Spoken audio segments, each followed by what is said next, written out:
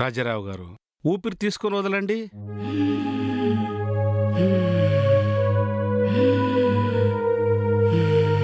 తాతయ్య,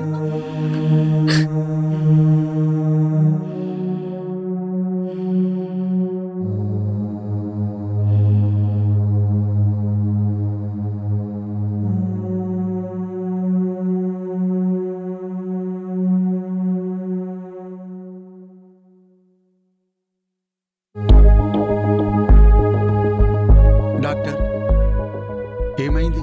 భయపడాల్సింది ఏం లేదు, కానీ ఎందుకో చాలా టెన్షన్ పడ్డారు. అనుకోని పరిస్థితుల్లో నాన్నగారికి తెలియకుండా పెళ్లి చేసుకుని వచ్చాను. అందుకే నాన్నగారు ఆవేశానికి గురయ్యారు. ఓహో, అలాగా? అయితే కొన్ని రోజులు మీ నాయనకి ఎదురు పడకండి. మరి నేను వెళ్ళేస్తాను. రాజాని పంపేయండి, మెడిసిన్ పంపిస్తాను. ఓకే, వస్తాను. తాతయ్య, ఎప్పుడు లేంది నాన్నగారి మీద ఎందుకంత కోపం చూపించారు? అది కోపం కాదమ్మా, నాన్నగారి మీదున్న ప్రేమ.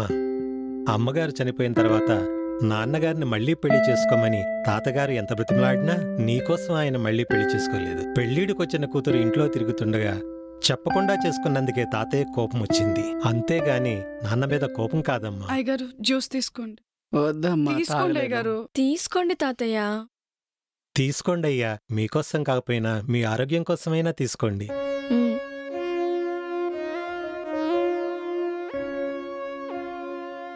సంధ్య, రేపు నేను కాలేజ్కి వెళ్తున్నాను. తాతయ్యని జాగ్రత్తగా చూసుకోండి.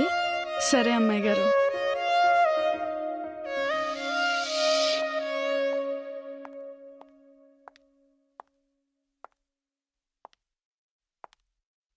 నాన్న. అమ్మా, ఏంటి నాన్న ఇది చిన్న పిల్లల్లాగా? నేను చేసిన తప్పును క్షమించమ్మా. మీరు తప్పు చేయరు నాన్న. పెళ్లి చేసుకుని వచ్చారు అంటే ఏదో బలమైన కారణం అయ్యి ఉంటుంది. అది నేను అడగను నాన్న. కాలేజీకి వెళ్తున్నానని తాతయ్యతో చెప్పి వచ్చావా? మాట్లాడే వచ్చా. తాతయ్య బాగానే ఉన్నారు. నీ మీద కోపం లేదు. నువ్వు వెళ్ళి మాట్లాడు నాన్న. అలాగేనమ్మా. అమ్మాయి గారు, కార్ రెడీ. వెళ్ళొస్తా నాన్న. జాగ్రత్త అమ్మా. ఉమ్.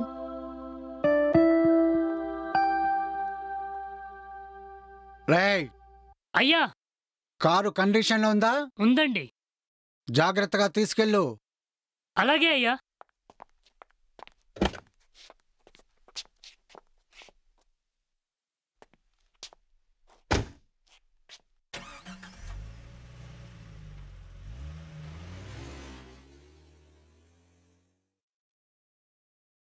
అమ్మాయి చెప్పినట్లు వెళ్ళి నాన్నగారితో మాట్లాడాలా, లేదా డాక్టర్ చెప్పినట్లు కొన్ని రోజులు ఎదురుపడకుండా ఉండాలా?